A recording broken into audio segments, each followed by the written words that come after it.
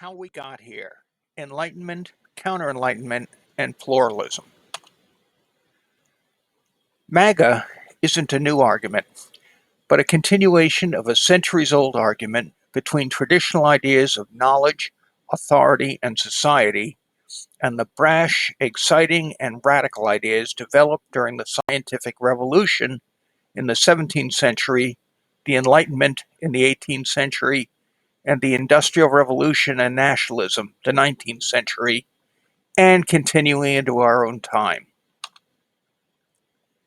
We forget how shockingly radical secularism, liberal democracy, capitalism, urbanization, industrialization, and nationalism were to Western society as a whole, overturning centuries of traditional ways of living.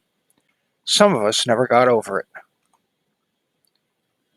And the rest of us still struggle with the accelerated rate of cultural change, as well as the dawning recognition that while we might consider ourselves heirs of the Enlightenment, we recognize that the heirs of the counter-Enlightenment were not wrong when they predicted some of the modern problems it would create.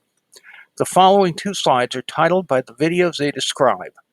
One can either copy the titles and paste in a search engine, or you can go to the Reunion America blog at blogger.com, or you can reread this presentation on the homepage of that blog.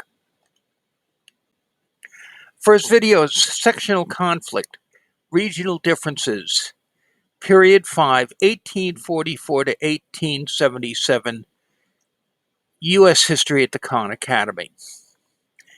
Some have likened America's current situation to our nation before the Civil War. This video from Khan Academy's YouTube channel briefly describes that situation and is a great exercise in compare and contrast, as that time is both like and unlike our own. It highlights the difficulties of pluralism by showing a cultural collision that ended in catastrophe. In our time, a pitched battle of armies seems unlikely, but, worst case, I could see a future looking like bleeding Kansas or Northern Ireland during the Troubles in our future. Can we find unity amidst our diversity? The second video, Can we learn from the counter-enlightenment? Isaiah Berlin did. This YouTube video by Dr. Laurie Johnson is a deeper dive into the ideological and historical roots of America's dilemma.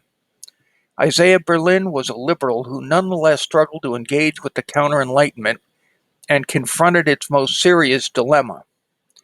There are different cultures that have different beliefs regarding what constitutes the good life and the good community that may, for example, agree in the value of fairness but have very different conceptions of what that actually looks like in a community. And those differences cannot be resolved through reason.